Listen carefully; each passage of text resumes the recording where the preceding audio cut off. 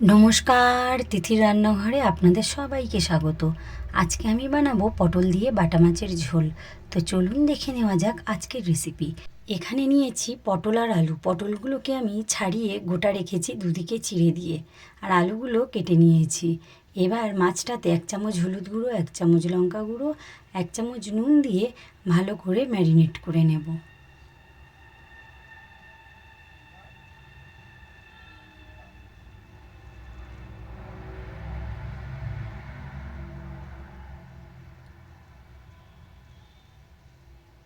এবার দিয়ে দেব কড়াইতে তেল, দিয়ে মাছগুলো ভালো করে ভেজে নেব।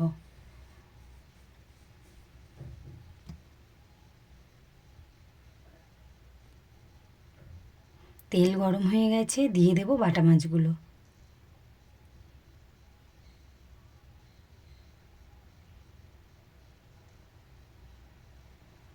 এবার এদিকে একটা অন্য কড়াইতে পটলগুলো আমি ভেজে নেব।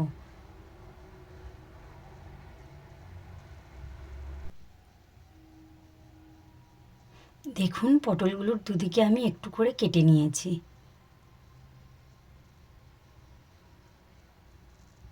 মাছগুলো এবার উল্টে দেব, পটলগুলোও উল্টে দেব।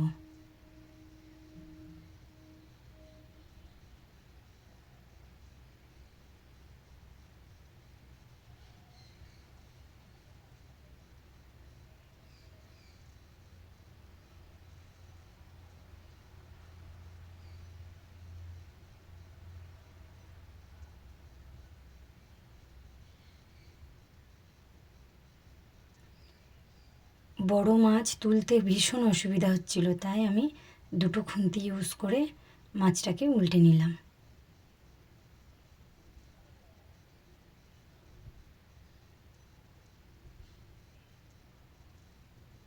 এদিকে পটলগুলো ভাজা হয়ে গেছে। এবার আমি একটা পেস্ট বানিয়ে নেব। এখানে নিয়ে নিয়েছি ওই 1 ইঞ্চি মতো আদা আর 1 চামচ জিরে। এটাকে আমি পেস্ট বানিয়ে নেব।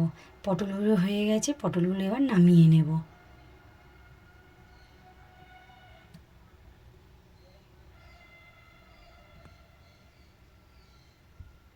মাছগুলো ভাজা হয়ে গেছে, মাছগুলো এবার তুলে নেব।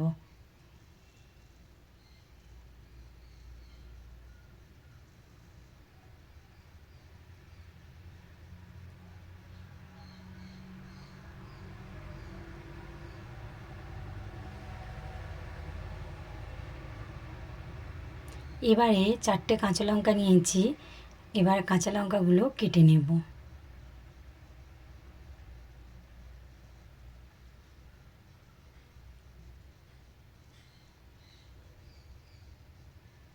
কড়াইতে দিয়ে দিলাম একটু 5 ফোড়ন, ওই 1/2 চামচেরও কম।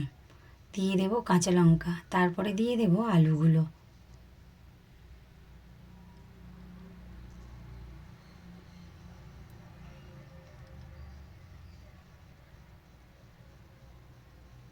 আলুগুলো এখানে ভাজা ভাজা হয়ে গেছে। দিয়ে দেব আদা জিরের পেস্ট। এবার দিয়ে দেব 1 চামচ হলুদ গুঁড়ো, 1 চামচ নুন, দিয়ে আবারও ভালো করে কষিয়ে নেব।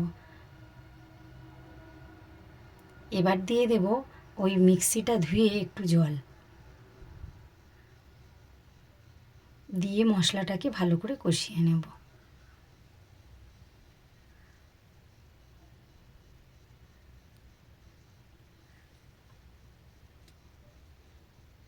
মশলা কষানো হয়ে গেছে, দিয়ে দেব জল। আর একটু জল দিয়ে দেব, দিয়ে এটাকে ভালো করে ফুটতে দেব। এবার দিয়ে দেব ভাজা পটলগুলো, দিয়ে ঢাকা দিয়ে দিলাম। এবার কিছুক্ষণ ফোটার পরে ঢাকা খুলে আমি মাছগুলোকে দিয়ে দেব।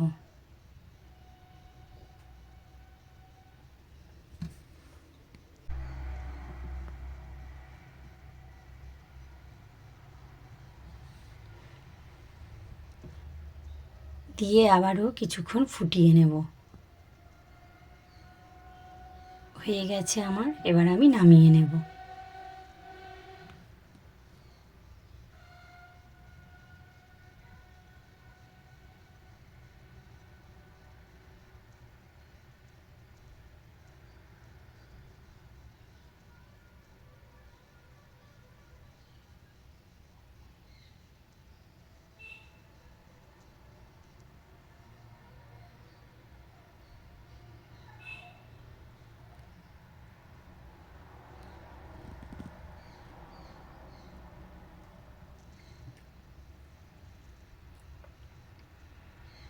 এই রেসিপিটা যদি আপনাদের ভালো লাগে তাহলে লাইক, কমেন্ট, শেয়ার ও সাবস্ক্রাইব করে দেবেন আর পাশে থাকবেন।